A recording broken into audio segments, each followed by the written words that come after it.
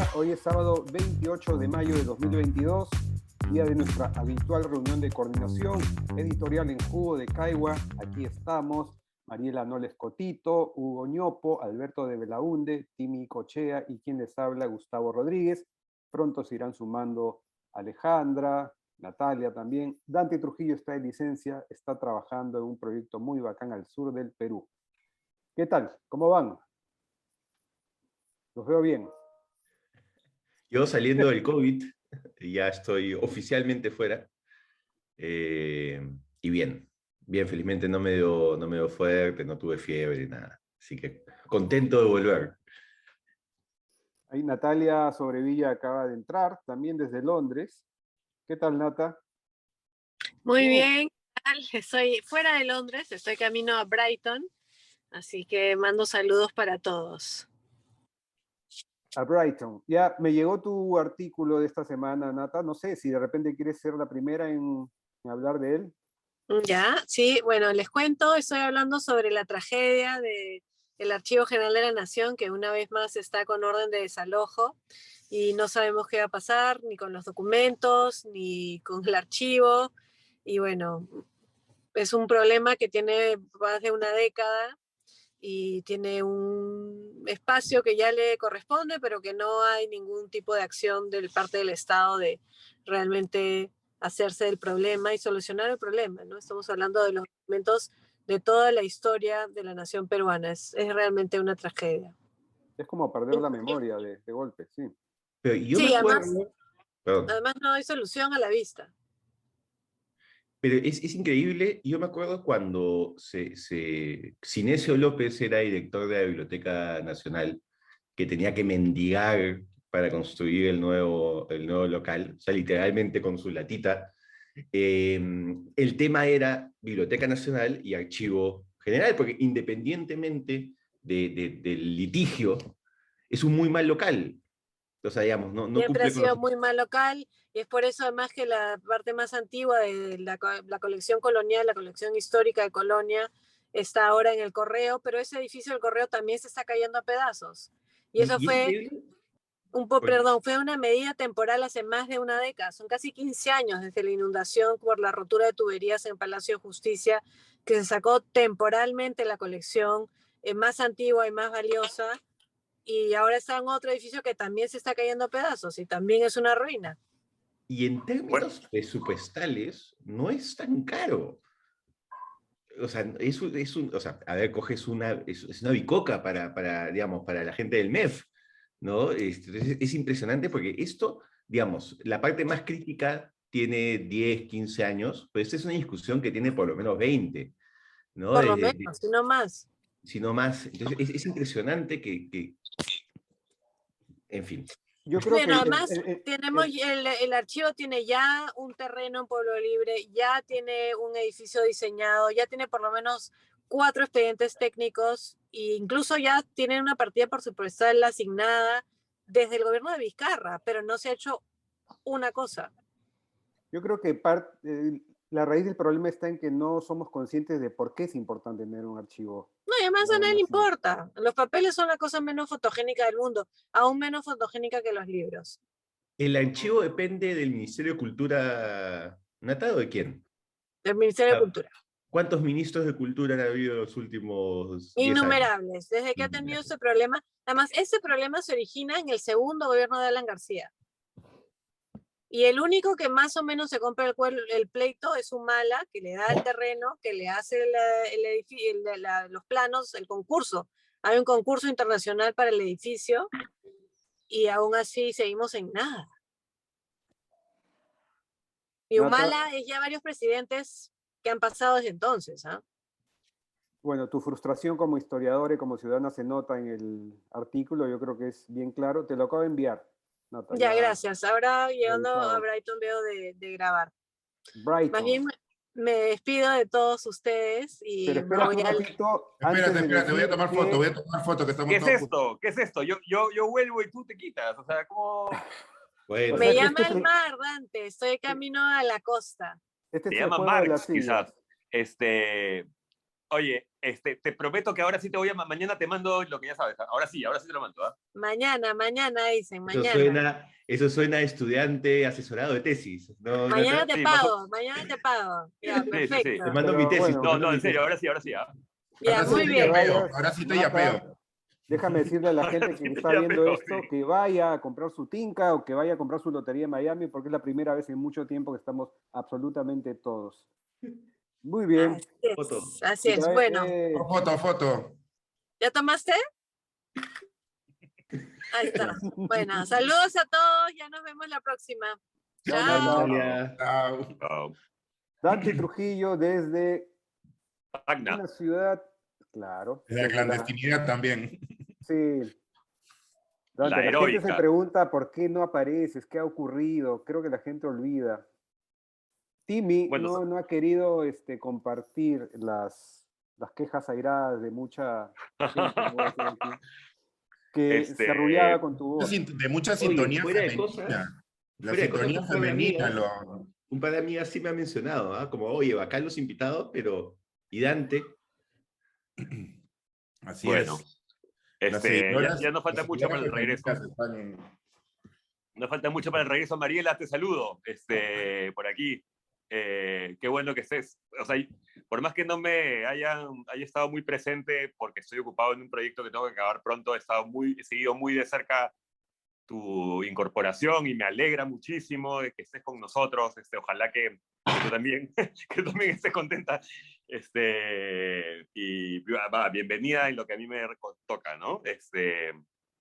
Muchísimas gracias. Espero conocerlos pronto, en realidad. Sí, claro que sí, claro que sí. Ya te mandamos Epavionta, no te preocupes. El kit de ingreso a jugo de caigua viene. El jugo de caigua, una tira de pavionta. Juego de caigua y de papaya, Qué gusto verte, Dante, de verdad. Gracias. Sí, no, justo tenía la posibilidad de hacerlo y bien. Como no, pues además de no verlo hace tiempo, también quería ver a mi querido Huguito, que ha estado también de gira cusqueña.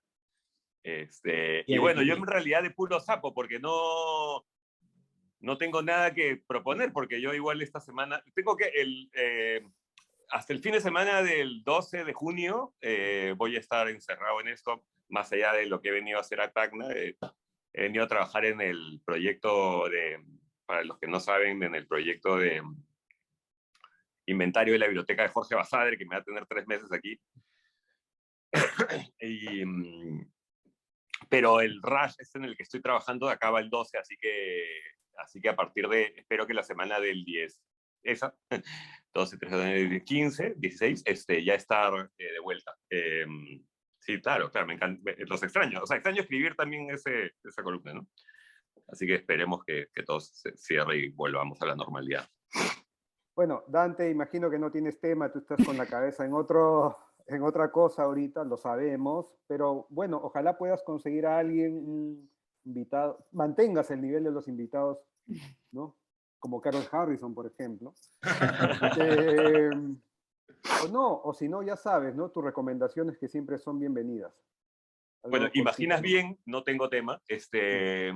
No tengo tema ni tiempo para poder para poder redactar esta semana aún. Mi licencia escritural, digamos, va hasta la quincena de junio y la verdad es que todavía estoy entre el trabajo alimenticio y el trabajo personal, estoy un poquito sobrepasado. Apenas escucho las noticias en las mañanas, en realidad.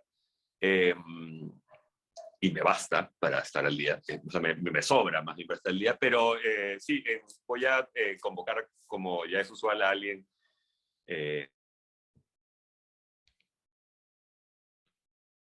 ¿Lo perdimos? Ah, ya pensé que era mi internet. Yo creo No. que en Tacna están ocurriendo cositas. En Tacna están ocurriendo bastantes cositas. Sí. Tacna es una ciudad bastante linda. Me gustaría escribir varias cosas desde aquí. Ayer, por ejemplo, fue la celebración de la batalla del Alto de la Alianza, y lamentablemente no pude ir precisamente porque me iba a tomar, bueno, de ayer mejor dicho, porque me iba a tomar horas que no tengo, pero, y justo fue ese temblor fortísimo que hubo. Sí, me abracé a una columna, fue una cosa bien intensa. Y es una ciudad bien interesante, Tacna, es una ciudad muy tranquila,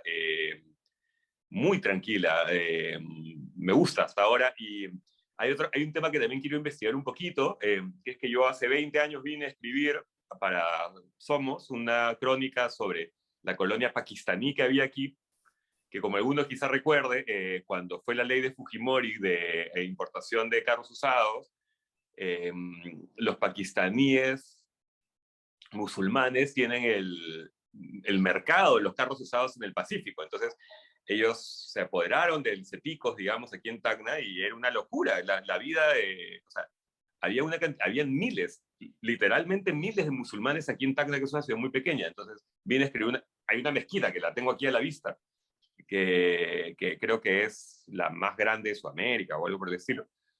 Y escribí una crónica, entonces quiero ver si es que todavía quedan unos pocos, quiero ver cómo ha evolucionado esa colonia, ¿no?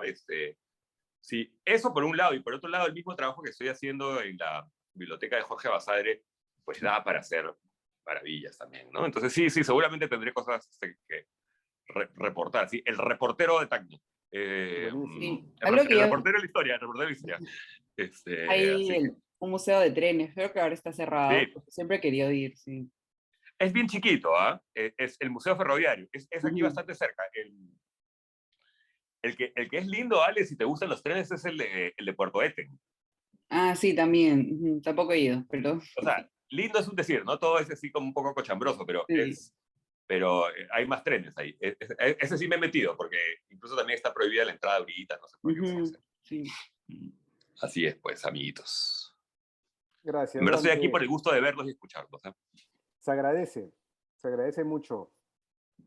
Mariela Noles Cotito, ¿cómo estás, Mariela? Tu primera semana como juguera, Ajá. ha sido tu primer artículo, además el del oficial, porque ya había sido invitada antes, y te confieso que después de leer tu artículo, lo pienso un poquito antes de saltarme al hombrecito rojo cuando soy peatón. Me dejaste pensando y tengo entendido que has tenido varias reacciones, ¿no? Y quiero pensar que para quienes hayan leído el texto, aún si, aún si les gustó o no les gustó, si están de acuerdo o no están de acuerdo, la van a pensar la próxima que crucen una pista, ¿no? Ciertamente. Y hay personas que me escribieron ya por el lado personal, sentí el jalón de orejas. Entonces, bueno, esa no siempre es mi intención, ¿no? Pero si sirve para generar algún tipo de reflexión, me parece bacán, ¿no? Eso sí. Lo que ocurre es que yo lo tomo como, digamos, una advertencia de la enorme cantidad de actos de microcorrupción que finalmente pueden hacerse grandes, ¿no? Al margen de si uno respeta o no respeta la luz como peatón, ¿no? Que en teoría es la infracción más leve que tenemos en nuestra cabeza, ¿no?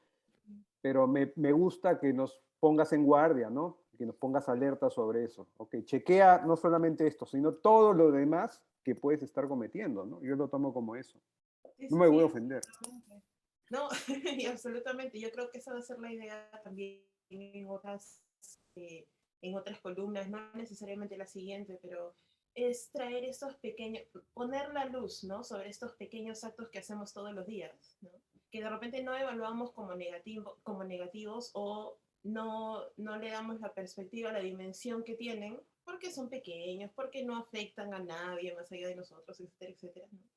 Pero que al final del día, cuando los vemos allá afuera en televisión, tenemos un poco esa hipocresía de no, ellos son los malos y nosotros somos los buenos, cuando en realidad todos estamos haciendo lo mismo, ¿no? Solo en diversos niveles. ¿Y para Y esta bueno, semana tienes algo pensado? sí, sí, sí, había estado desarrollando la idea de trabajar un poco la división entre lo privado y lo público, que es un tema que a mí me parece súper interesante, y luego caí en cuenta que el próximo jueves ya es junio. Y junio, bueno, es un mes especial para mí. Uno, porque es mitad del año, me da esta sensación de, ay, sobreviví la primera mitad, la segunda vemos, ¿no? Pero ya vamos llegando. Ese mes es mi cumpleaños. Y además, en sus 30 días contiene Pride y contiene el mes de la cultura afroperuana, ¿no? Entonces, lo que quiero desarrollar es esta idea de cómo estas luchas en realidad están conectadas y para muchas personas son la misma lucha, ¿no? Muchas veces, o por ejemplo, cómo se activa desde la sociedad civil, nosotros podemos pensar en estos dos grupos, si se quiere, como dos trincheras, ¿no? Está la agenda o las personas que activan desde el lado afroperuano y está la agenda o las personas que activan desde la comunidad LGTB. Pero si uno está posicionado únicamente desde la trinchera LGTB, digamos, hay personas afro. Y si uno está ubicado en la trinchera afro, hay personas LGTB, ¿no? Entonces, muchas de estas personas que tienen ambas identidades no tienen el privilegio de elegir por qué identidad luchar, digamos, ¿no? Y hay muchas otras formas, además, en las que quiero desarrollar como algunas otras maneras como estas luchas son similares, ¿no? Estamos hablando, por ejemplo, de políticas de respetabilidad que afectan a ambos grupos, violencias estructurales, como por ejemplo, no necesariamente vemos el racismo o la homofobia como mecanismos de protección de un sistema, ¿no? Blanco, heterosexista, etc. Entonces, nada, quiero un poco desarrollar estos temas. Estoy segura que van a haber más comentarios todavía que con el hombrecito verde, pero bueno, esa es la idea, presentar una perspectiva, ¿no? Ajá. Gracias, Mariela. Gracias, gracias. Qué grato tenerte acá. Y qué paja tema también. Sí, no sé qué aportar, la verdad. No, no. O sea, de verdad no. O sea que esperamos tu texto así, sobándonos las manos. Genial, También es el Día del Padre y mi cumpleaños. Por si acaso. Para el cual voy a ir a Lima, ¿eh? Por cierto. Solamente a celebrar en la terraza de Gustavo. Muy bien, hagamos algo, aprovechando que estás acá. Paja. Don Hugo Ñopo, recién venido de las alturas de Cusco. Viaje por tierra, además. ¿Qué tal, Hugo? Bien, bien. Hola, hola, hola. Sí, pues ahí estuvimos viajando. El año pasado hice un viaje similar, pero por 6 semanas.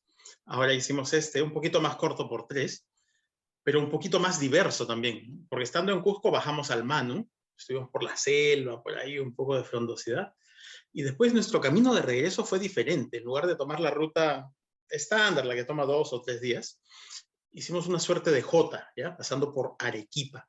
Entonces bajamos por un lugar nuevo que se llama Callejón de los Tres Cañones, y de ahí fuimos a Arequipa y luego Ica y todo. Fue un viaje más largo, pero más lindo, más bonito. Y ahí estamos, pues, conociendo Perucito con la familia. Oye, y no dejaste de contribuir. Tu último artículo con evidencia empírica, pero evidencia finalmente de por qué más universidades nos está haciendo mal como sociedad, pues es concluyente, ¿no? Sí. Bueno, justamente usé esa evidencia de la encuesta nacional de hogares y tal, porque me pasa algo muy parecido a lo de Dante, que no estoy al tanto de la noticia del día, no estoy al tanto de lo minucioso que ha pasado en el día, en la semana y tal. Entonces puedo usar un poco de evidencia menos cotidiana, pero vigente, recontra vigente. Y bueno, de hecho esta columna iba a tener 2 partes. La primera parte iba a ser eso que ya salió, y la segunda parte iba a mirar un poco más la calidad de las universidades y preguntarse, ¿qué pasa con el número de tesis que publican las universidades versus qué pasa con el número de tesis que resultan publicadas en artículos arbitrarios, o sea, en artículos que tienen un mínimo de calidad? Resulta que hay una diferencia bien importante, porque lo que tenemos es tesis como cancha, pero muy poca calidad. Entonces, eso es lo que voy a escribir para el miércoles. Mi punto de partida es un conjunto de posts que sacó Percy Maita Tristán, que es un pata bien chévere, que publica cosas muy interesantes. Es director de investigaciones en la Universidad Científica. Antes estuvo en Cayetano, si no me equivoco. Y entonces estoy tomando su data como punto de partida para hacer este punto de cantidad versus calidad y avanzar un poco más en esto de que no nos sirve tener más cantidad de universidades. A donde toca apuntalar es a mayor calidad. No, de acuerdo, o sea, eso es irrebatible, ¿no? Sí. Bueno, hay que decírselo a los congresistas, pues. ¿Qué problema es que es, no, cuando el dinero mana de esas universidades, pues? Ahí también o sea, he visto que cuando Persia publicó alguna de esta data, la gente sobre todo habla de la César Vallejo, ¿no? Y creo que hay algo que es especial tal vez del caso de Perú y también otros países, es esta idea de las filiales, ¿no? Que es tener una universidad central y luego más de cada ciudad, más de cada región del Perú hay varias filiales, ¿no? Y creo que eso es también lo que hace es que haya tantas, o sea, obviamente ahora con la ley universitaria se han cerrado algunas de esas filiales que no llegaban a los mínimos, pero tipo a las peruanas, por ejemplo, tenían todas las regiones, César Vallejo lo mismo, ¿no? Entonces, creo que eso sería también interesante ver como, tal vez, hoy no sé si, hoy creo que esa data no está, pero cuánto produce cada filial, o sea, cuánta ha sido la proporción de filiales con central, porque obviamente sí hay un interés en tener alumnos, ¿no? Y ahí entra también lo de cuando dicen tengo estudios de maestría, ¿no? O sea, que no han terminado, pero ya es algo que, por ejemplo, en los CVs pesa, ¿no? Si no hayan terminado los cursos. Y pienso que en muchos casos, sobre todo en las filiales, sí habían ese tipo de experiencia, ¿no?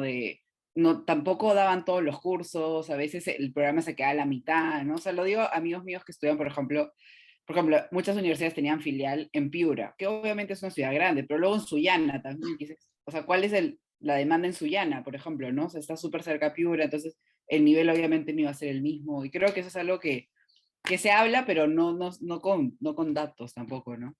Sí, y eso es recontra fuerte, dale, porque piensa en esa filial de Sullana, para tomar el mismo ejemplo, ¿no? ¿Cuánto de actividad de campus hay ahí? Probablemente muy poco, y eso es algo que lamentablemente no se mide, pero es importantísimo. O sea, muchos de esos momentos, ajá, a los que yo siempre me refiero, o muchas de las grandes ideas para seguramente todos en nuestras vidas universitarias, surgieron en esos campus universitarios, en ese patio, en esa conversación fuera del aula, a veces entre estudiantes, y aquí también viene este otro punto, ¿vale? Que es a veces entre estudiantes y profesores, porque cuando hay filiales también resulta que no hay profesores de planta, sino que hay profesores que dan su clase y desaparecen, entonces se pierde la vida de campus. Tú quieres profesores que vivan en el campus, que intercambien entre ellos y con los estudiantes, para que se generen esas sinergias que se pierden muchísimo con las filiales. Y tu comentario, Ale, me hace pensar hasta qué punto el sistema universitario privado, ¿no? O sea, se parece al de las corporaciones que tienen, pues, McDonald's y sus franquicias y sus sucursales, y voy a donde está el cliente, voy donde está el mercado, ¿no? Pero, o sea, eso sí pasa, por ejemplo, en Emiratos Árabes hay muchas filiales de universidades importantes de Estados Unidos, o sea, Yale, Cornell, NYU, todas las universidades fichas tienen su filial en Abu Dhabi, en Qatar, y eso es para plata, y obviamente hay una conversación que es como los profesores, por ejemplo, tienen que ir ahí una vez al año, y no les gustan, pero de ahí viene un montón de plata y la gente, es para la gente que tiene dinero en Emiratos Árabes, ¿no? O sea, entonces, obviamente, nuestro caso de la filial es un poco más la demanda que no un nivel educativo, pero las universidades top del mundo también lo hacen y cero vergüenza, ¿no? No solo es, no sé, las universidades malvadas de acá, ¿no? Buena Pienso que eso acotación. también ayuda a desmitificar un poco como lo que hacen las universidades. Eso es bien importante, Ale, porque no somos un caso aislado, no somos un lunar. Esto viene siendo parte de una tendencia global. De hecho, Pablo Lavado, investigador de la Pacífico, comentó al respecto de esa columna del miércoles, justamente en esa línea, de que esa caída de los premios a la escolaridad que yo reporto en la columna es un fenómeno global. También esto es importante, entender todo como fenómeno global puede ser interesante. Hugo, yo quiero aprovechar, ¿algún comentario más a lo de Hugo? Yo quiero aprovechar, ya que has terminado de hablar, de hablar de lo que tengo ahí cocinando en la cabeza. Lo que pasa es que recién vi un documental que se llama Minimalismo, ¿no? Ocurre, pues es una crítica a la sociedad consumista occidental, más que occidental, bueno, a la sociedad consumista, ¿no? Pero está basado en Estados Unidos, básicamente. Y de cómo, pues, está saliendo esta filosofía de consume menos, redúcete a lo mínimo, casas pequeñas, menos ropa, etcétera, etcétera. Y yo, claro, por un lado, sí, me provoca, me seduce la idea de esto de no ser tan irresponsable y comprar por llenar carencias, comprar por ser parte de una cadena irracional, ¿no? Como el fast fashion.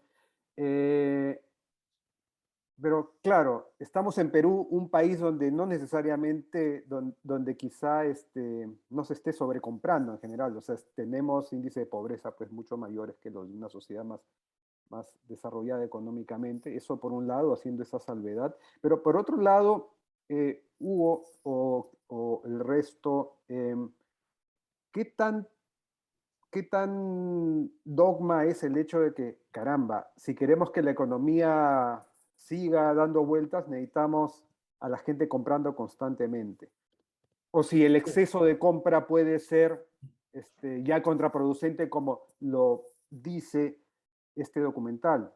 Claro, este documental habla sobre la sostenibilidad del planeta o sobre la ansiedad y el estrés de la gente, pero no dice nada desde el punto de vista económico. O sea, el sistema económico se cae si todos de pronto dijéramos, ¿sabes qué? Vamos a comprar ropa de calidad, pero poca. Nuevamente, calidad versus cantidad. Sí, ¿no? Oh, mucha, qué interesante. Perdona, O sea, no sé. pero ahí yo creo que te recomendé el documental. O sea, yo... Creo que tú, lo vi Sí, en un sí. hilo en Twitter y de repente tú también, no sé. Sí, o sea, yo sigo a ellos como que hace unos 7 años más o menos, los he visto un par de veces en vivo también, y como que sí hay la idea de no comprar cosas, pero sí hay la idea de gastar, por ejemplo, más en experiencias, ¿no? Entonces, entonces es full ir a comer, ir al teatro, ir a conciertos, cosas que, o sea, sí, porque lo que ellos dicen es que muchas personas, o sea, obviamente ellos se basan en el modelo de Estados Unidos, que es la gente que está recontra endeudada, tiene cuchumil cosas en su casa que no usa, y luego no tiene, por ejemplo, para comprar, por ejemplo, una bicicleta e irse a montar bicicleta, ¿no? O no tiene, por ejemplo, para viajar. Entonces, ahí es donde ellos marcan, pero sí, obviamente, también tiene un trasfondo económico diferente, ¿no? Ya, perfecto. O sea, el subtítulo sería, no te endeudes por huevadas. Digamos, ese sería. Ya. Sí, y esto de las experiencias, en lo que venía pensando, es súper, súper importante, porque en economía básicamente hay dos insumos para la producción de bienes y servicios, el capital y el trabajo. Vamos a apuntar. La clase empieza ahorita. El capital y el trabajo. Y entonces cuando se produce, se retribuye al factor capital y se retribuye al factor trabajo. Cuando se producen bienes, la retribución al factor capital es alta y al factor trabajo ha venido cayendo. O sea, el desbalance de retribuciones entre el capital y el trabajo ha venido siendo marcado. En cambio, si tú vas a consumir experiencias, ya no hay mucho factor capital. El factor que importa es el factor trabajo. Y entonces tú vas a retribuir al factor trabajo. ¿Ya? Pienso, por ejemplo, en el viaje que acabo de hacer a Cusco, Arequipa y todo esto, ¿no? Gran parte de lo que gasté, de repente, fue en pagarle salarios a ese guía que nos ayudó, a esas personas que estuvieron ayudándonos a construir las experiencias. Entonces, eso puede llevar a una mejor distribución de los ingresos y a una mejor generación de oportunidades para el factor trabajo, para las personas. Qué paja. Ya, este tipo de datos me faltaba, porque eso era algo que no me terminaba de cerrar cuando veía, veía el documental. Buenísimo. Gracias, Ale. Gracias, Hugo. Buenísimo. Don Alberto de Belaunde. Rozagante, después de haber vencido una Recuperado. enfermedad. Sí. Y saben que lo curioso es que a Diego no le dio. ¿En serio? Sí, y digamos, no tomamos, o sea, en el momento en el que me di cuenta que tenía COVID, ya no había nada que hacer. O sea, si se iba a contagiar, se iba a contagiar, con lo cual seguimos haciendo nuestra convivencia en términos normales, y no se contagió. Así que lo voy a donar a la ciencia. No, donemos Una a vez. Carol también. A mi novia tampoco. No, Mira. al revés, dónenme a mí, porque mi novia se enfermó un par de veces y yo no. O sería sintomático quizá, no lo sé. Acá se está haciendo como antígenas cada ciertos días y nada. Las mismas antígenas que a mí me salió una línea así como súper clara. A él, nada. Pero bueno, tema. Mañana Mañana es domingo, sí. Domingo, Mañana sí. son las elecciones en Colombia, Sí. donde el centro político va a terminar de ser pulverizado, ¿no? Ya fue pulverizado en las elecciones parlamentarias. De hecho, estuve hace unos días ahogando las penas con un amigo diputado colombiano que no salió reelegido, muy bueno y con una muy buena votación, pero le falló la plataforma política. Pero bueno, va a ser pulverizado. Y claro, es un fenómeno que se está repitiendo en varias partes de la región y tal vez del mundo, ¿no? Entonces, justo hay un artículo que acabo de imprimir porque no he leído, sobre un artículo de Fukuyama, que es el famoso que hablaba del fin de la historia. Porque claro, lo que los gringos llaman liberalismo es lo que nosotros llamamos centro político, ¿no? Acá la La derecha brújula, libertaria. sí, la brújula ¿Ah? está acá. Nuestra brújula está... Claro, acá lo que debería ser llamado libertarianismo o neoliberalismo ha sido cambiado y se han apropiado el término liberalismo, ¿no? Como si el liberalismo hubiese aparecido pues con Friedman y compañía y no fuese un valor que viene pues desde la Ilustración. Pero en fin, no voy a entrar en esa discusión ahora, pero sí me interesa como reflexionar en torno a cuáles son los problemas que está enfrentando el centro político y también cuáles son los riesgos de no tener ese centro político, ¿no? Entonces, esto me permite atar Colombia, Perú y Chile, ¿no? O sea, yo siento que una de las cosas que está pasando con la Constitución, con el proyecto de nueva Constitución, es que en la Convención no hubo un centro político que permitiese ser una suerte de bisagra entre sectores para moderar, para respetar el sentido de cambio por el cual votaron los ciudadanos y las ciudadanas chilenos, pero al mismo tiempo que no sea, como se está percibiendo ahora, una constitución muy tirada para un lado, ¿no? O sea, normalmente en ese tipo de situaciones el centro político es el que cumple este rol de consenso, ¿no? Porque a veces más que una ideología es una como metodología de búsqueda de consenso político. Entonces quiero hablar un poco como cuál es la realidad ahorita, viendo Colombia, Perú, Chile, los riesgos de no tener un centro político y qué es lo que puede hacer las posiciones del centro político para reconciliarse con la ciudadanía en momentos de gran incertidumbre y estrés como el que venimos ahora y que digamos, si se cumplen las advertencias apocalípticas, pero reales que hay sobre el tema de hambrunas y tal, lo único que va a pasar es que va a seguir polarizándose y volviéndose más extrema la cosa, ¿no? Entonces, como en ese tipo de situaciones, una postura moderada, una postura basada en evidencia, una postura de búsqueda de consenso, podría tener éxito o no, o fácil no, simplemente es imposible, ¿no? Entonces, por ahí, o sea, son como varias ideas salpicadas que voy a tratar de darle un hilo narrativo Pero coherente. es un libro eso no es un artículo. ¿Ah? Sí, Es un pero temazo. digamos, Para el Pero es bien, lunes, para martes y viernes. ahí está, ahí está. Claro, si da para Parte dos. 1, parte 2. ahí lo que Es bien, puedo... es bien interesante lo que cuentas. A mí de todo me parece, lo que he hecho es interesante, pero sí coincido. Hace tiempo pienso que sería paja escribir una columna, por ejemplo, sobre la historia del liberalismo peruano, ¿no? O sea, en la percepción desde Sánchez Carrión, digamos, hasta ahora, ¿no? Cómo se ha usado el término y en qué sentido. Liberal ha sido todo aquí. O sea, menos Bartolomé Herrera, digamos, menos los ultras, no ha habido, o sea, todo ha sido liberal. Los convencionalistas han sido liberales, la izquierda ha sido liberal, todos han sido liberales acá. Claro. Es un concepto que se ha utilizado de maneras bien Claro, es como un peculiares, ¿no? concepto para alejarse de lo radical o de lo extremo, ¿no? O sea, es... No creas, los liberales también podían ser radicales, ¿ah? Incluso bastante radicales. En todo caso, es lo que siempre se opuso al conservadurismo, ¿no? Y al clericalismo en el siglo XIX, por ejemplo, ¿no? Pero no...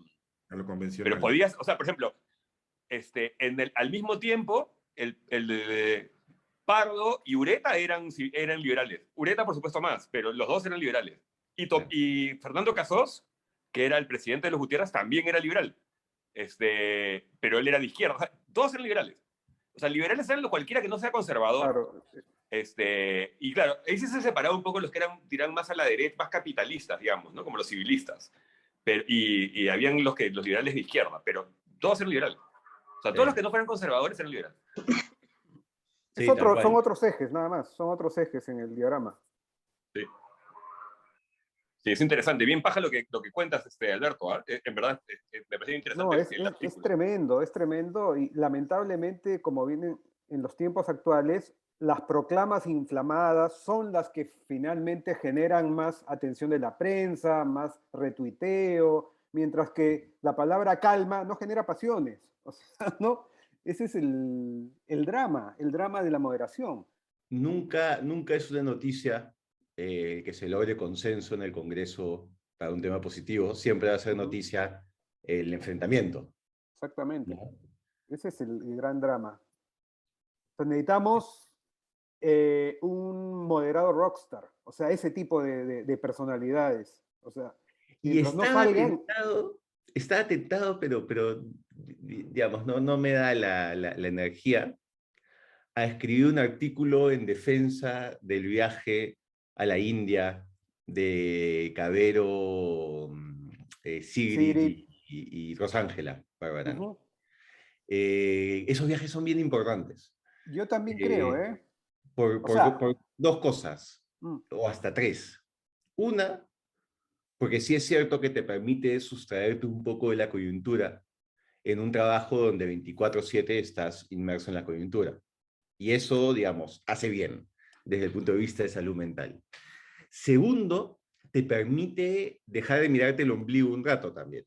En el sentido de, en estos foros internacionales, siempre ves tendencias y cosas que están sucediendo en el mundo, que te das cuenta pues que nosotros estamos en una discusión de capilla, ¿no? O sea, estamos discutiendo sobre si cambiar el techo de la capilla o no, y en el mundo están discutiendo pues el impacto de la inteligencia artificial en el futuro de los trabajos primarios, ¿no? O sea, como estamos en otro nivel, y brinda, dentro de ese segundo punto, brinda muchos contactos y muchas oportunidades de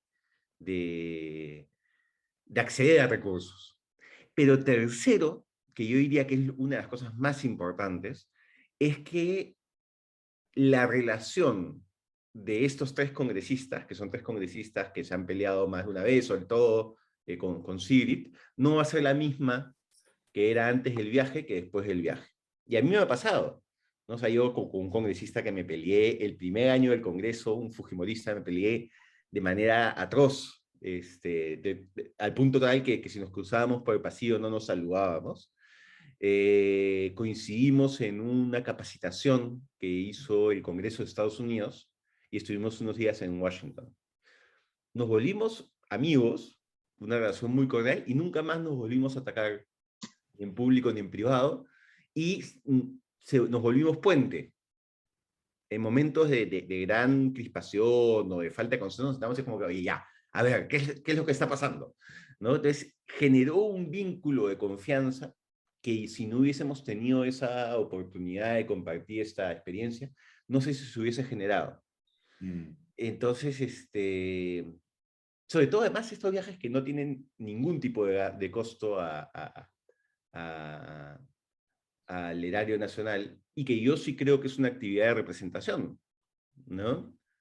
Pero sí, escribir eso ahorita es que se pierde un poco en el griterío, ¿no? Pero en algún momento sí... Pero guárdalo, pues es un gran tema, de verdad. Sí. Es un gran tema. A mí, sí. A mí me parece positivo que la gente se entienda fuera de su círculo vicioso habitual, ¿no? Al Porque final descubres al ser humano detrás del político, ¿no? Entonces, la siguiente vez que polemizas, ya no estás polemizando con una abstracción o con una caricatura, sino con una persona, ¿no? Y sabes que, oye, pucha, me contó que su mamá está enferma, entonces eres como que más amable, o descubrieron que los dos les interesa un mismo tema, y oye, tal vez podemos trabajarlo de manera conjunta, ¿no? O sea, se humaniza y se acerca a la relación, ¿no? Porque finalmente hay todo este como discurso encendido en redes de cómo puedes, no sé, intentar negociar con este grupo. Es parte de las Esa es la reglas del política. juego, Esa es la ¿no? O política. sea, nos sentaron a todos, o los sentaron a todos en ese espacio para que conversen y se pongan de acuerdo cuando se pueden poner de acuerdo. Es Esta que idea de que cada uno se mantiene en su trinchera, digamos, así no funciona un cuerpo colegiado como un parlamento, ¿no? me Hay parece que que los implementar. dos temas que dices tienen relación, porque por lo menos yo que los veo desde afuera, los veo como que ninguno en verdad tiene una ideología clara. Cuando hablan, hablan por hacer show. Entonces, por eso que en lugar de que yo los vea como que, es una oportunidad para que se encuentren, siento que cada vez que escucho que dicen algo es por gritar más alto que el otro, ¿no? Entonces, creo que hay gente que los ve así, ¿no? O sea, como que, todo es un show, ¿no? Entonces, como, más bien, como no se premia la moderación, solo escuchamos de ellos cuando dicen algún disparate o algo completamente extremo, ¿no? Entonces creo que la gente dice como que, ven, el resto del tiempo están todos ahí amiguísimos, ¿no? En lugar de verlos como que, wow, realmente qué oportunidad para que se pongan de acuerdo, ¿no? Sino que la gente lo ve como que es una falsa todo, ¿no? Sí, Hay que cierto. No, y implementar los además, talleres de integración en el Departamento de Recursos Humanos del Congreso. lo que Sí. pasa es que si nosotros tuviésemos un sistema de partidos más estable, Exacto. se podría apostar, que es lo que apuestan, por ejemplo, las fundaciones alemanas en varios países, ¿no? A tener espacios de intercambio donde cuando llegas al Congreso, no es la primera vez que tú vas a haber hablado con el que está sentado al frente, porque han coincidido en foros de juventud, porque han coincidido en conferencias, entonces la relación no es la de dos extraños. Ujú. Eso de generar espacios de intercambio entre gente que me dice es fundamental. El problema acá es cómo lo haces si no tienes cómo prever quién va a llegar al Parlamento en la próxima elección. Y ni siquiera puedes prever cuándo va a ser la próxima elección. Creo que acá como que nos da la imagen de, por ejemplo, en concreto ellos tres, podrían ser de cualquier partido, sinceramente. O sea, como que, porque además luego la gente se cambia de partido, ¿no? Entonces, creo que eso es como que la impresión que también da desde afuera, ¿no? O sea, puede ser Fujimori, o sea, da igual. Eso es lo que yo pienso. No sé si se me ha pasado, porque la verdad es que no he estado tampoco tan atento, pero Alberto, ¿tú has escrito algo sobre los proyectos los distintos proyectos que hay de bicameralidad y de reforma? No, recientemente no. Eso es bien interesante porque existe, como sabemos todos, existen voces a favor y voces en contra. Las voces en contra, por lo general, a mí me parece que están básicamente desinformadas o tienen la idea de que va a costarnos, o sea, esa idea también medio populista de no, nos va a costar mucha plata, como que en realidad nos costase mucha plata cuando sabemos que no es tan importante esa plata en relación con lo que podrían ser si es que fuesen elegidos correctamente, digamos, ¿no? Pero es un tema paja porque ya entiendo que hay por lo menos 2 o 3 propuestas distintas al respecto, por lo menos 2 hay, y probablemente haya más, y probablemente sea un tema que esté en el cotarro próximamente, y yo creo que falta ahí un poquito de pedagogía. Y otra cosa que te quería decir antes de no monopolizar esto, es que sobre el tema de esta semana, sobre el tema que has planteado esta semana, seguramente, no sé si lo has leído, pero yo les he recomendado varias veces ese libro de Anna Applebaum que se llama El ocaso de la democracia, que es estupendo y va justamente por el tema que tú estás abordando, ¿no? Ese me parece que es bien útil, pero también hay otro libro de un argentino que se llama Federico Finkelstein, que se llama Del fascismo al populismo en la historia, que es bien paja, es bien paja, bien documentado. Y hace énfasis en los casos latinoamericanos, ¿no? Argentina especialmente, pero no solo Argentina. Es bien interesante. Está en Taurus, por si acaso, está disponible en Lima también. En Buen Salvaje, por supuesto. Ya, eso. ¿Ambos están en Buen Salvaje, Dante? Yes. ¿El ocaso de la democracia también está en Buen Salvaje? Sí, el ocaso de la democracia, digamos, es un bestseller, ¿no? Sí, es bien paja. Además que es un libro muy entretenido, además, el ocaso de la democracia. El del fascismo de la historia es un poquito más, digamos, un ensayo un poquito más duro, pero ni tanto más. Es bien paja también, ¿eh? Gracias Alberto. Sí, digamos, en bicameralidad, que también podría ser un tema, ¿no? Porque si no me alcanza el tiempo, que a veces pasa. Hay dos cosas que son absolutamente impopulares y que yo creo que son fundamentales para que un esquema de bicameralidad funcione. El primero es, necesitamos más congresistas. Esta idea de que sean 100 diputados, 70 senadores, es fatal. O sea, ya tenemos un Congreso que no representa, y ya tenemos un Congreso que por su tamaño permite ciertas distorsiones, ¿no? O sea, la distorsión del 2016, donde un grupo parlamentario que obtuvo 36% de los votos al Congreso terminase con más del 60% de escaños, se debía, entre otras cosas, al tamaño de las circunscripciones y a los pocos congresistas que se elegían en cada una de ellas. Tenemos unos congresos más pequeños de la región en comparación a la población. Entonces, mientras no estemos dispuestos a tener más congresistas, que es la cosa más impopular que puedes decir ahora, no sé si se va a solucionar nada. Y el segundo es que el Senado debería ser un Senado nacional, que también las regiones te resienten muchísimo cuando dices eso, porque se imaginan que va a ser un Senado limeño, que no tendría por qué serlo, ¿no? Pero es una manera de hacer esta mixtura del tipo de representación.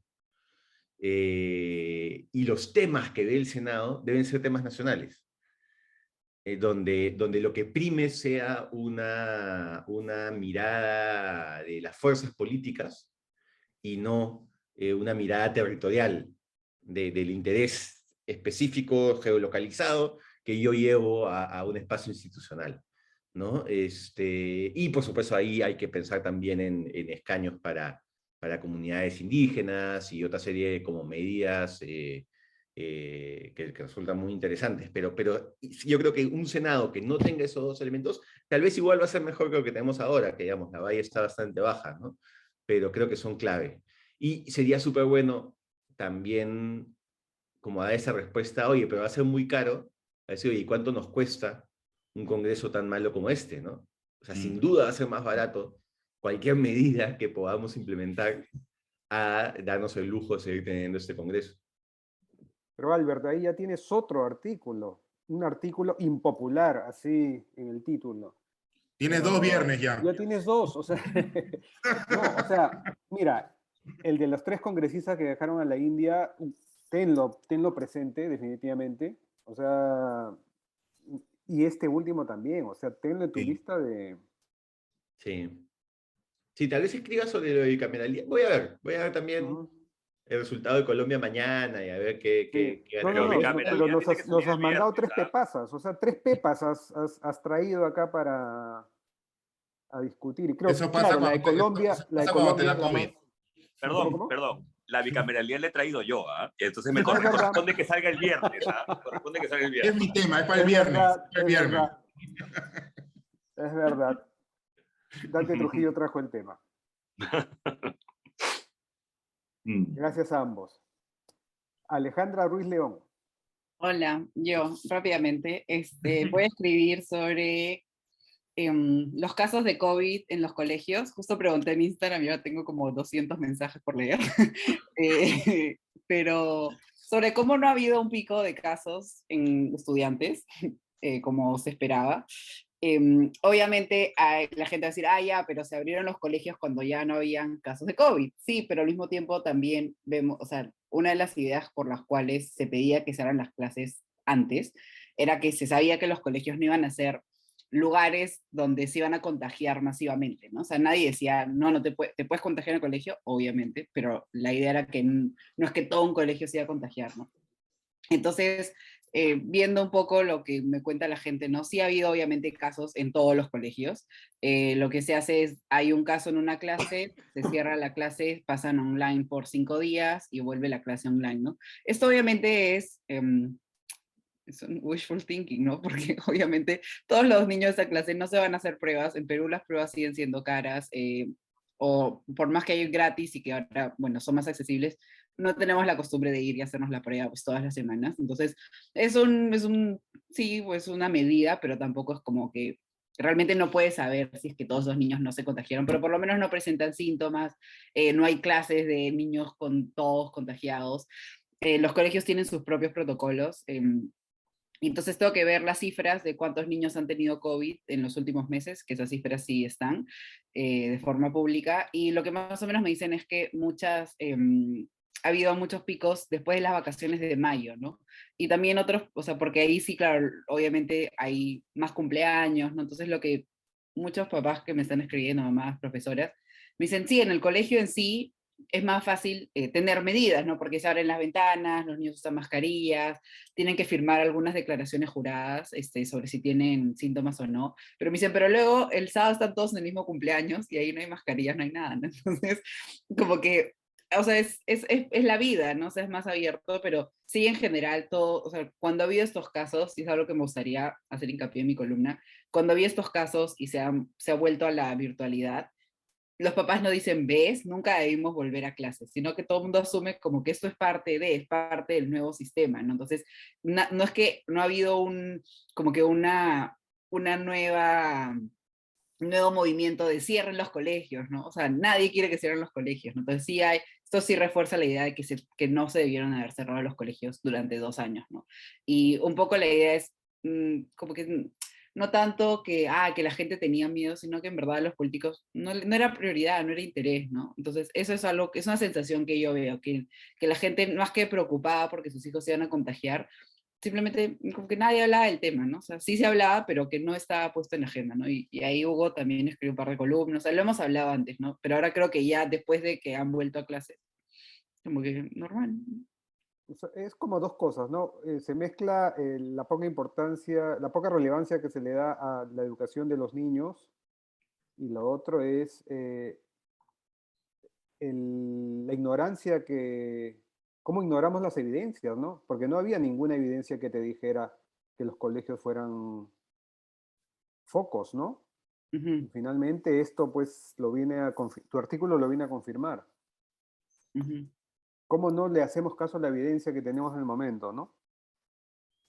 Sí, y por ejemplo algunos papás me dicen, hay a veces que sabíamos que el niño tenía COVID, pero los papás no tenían qué hacer con él, igual lo mandaba al cole, ¿no?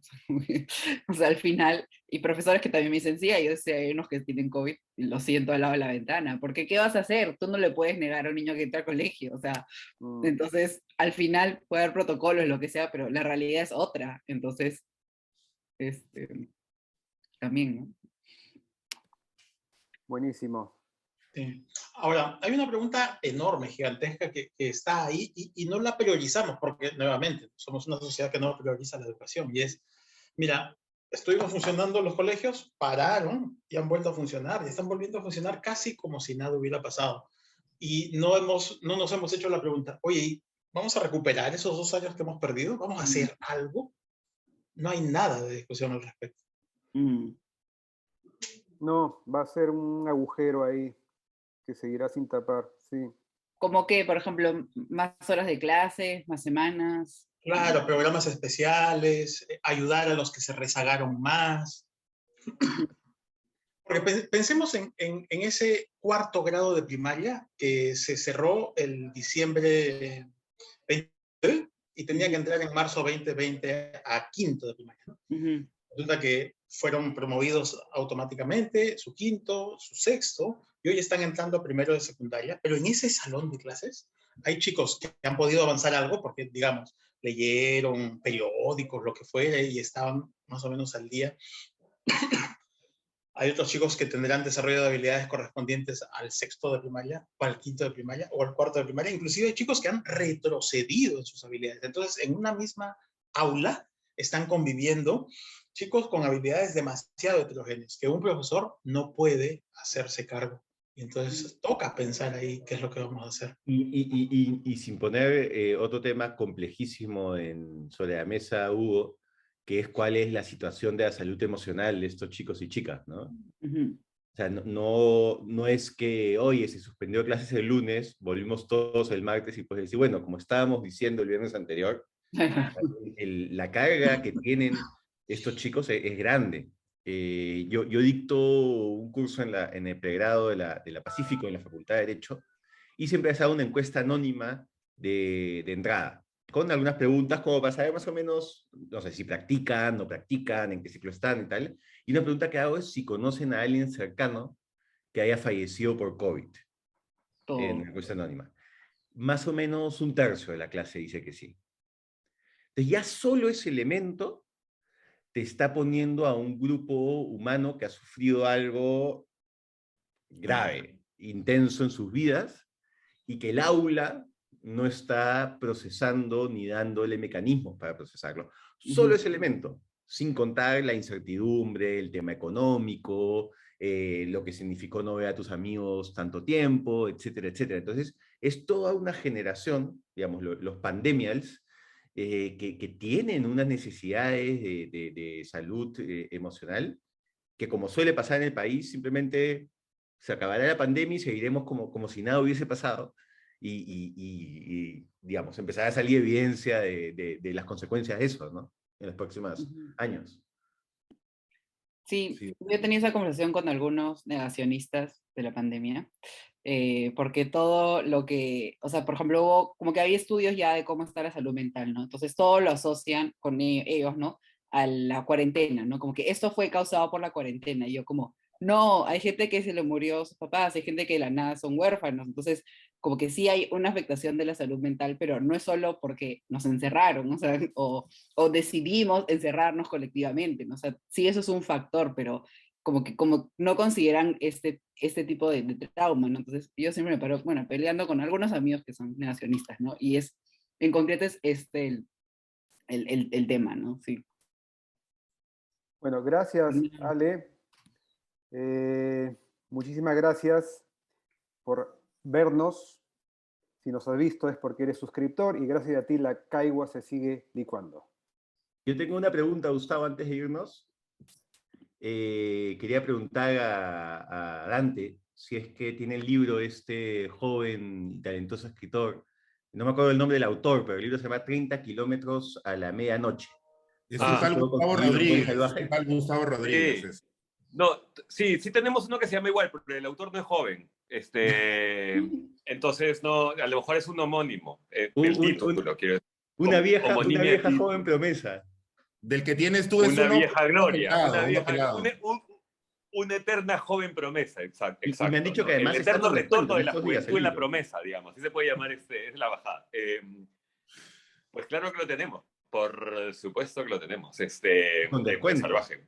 Bueno, tengo que decir que está muy salvaje, está en todas las librerías, porque es un libro que